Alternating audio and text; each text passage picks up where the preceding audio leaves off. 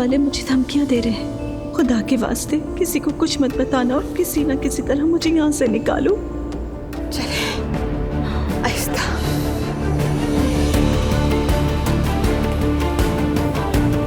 आराम से।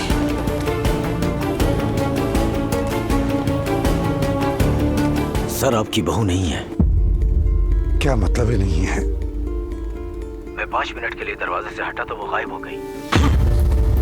ये क्या कह रहे हो तुम? वो लड़की मैंने ज़ैनब से शादी का फैसला किया है।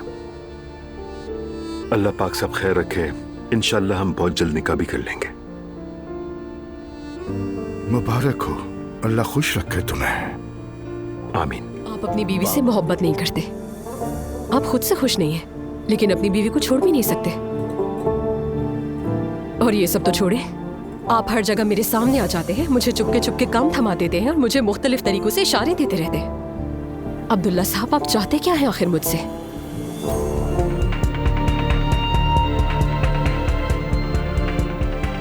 मैं आपसे मोहब्बत करता हूँ अलिफ साहब।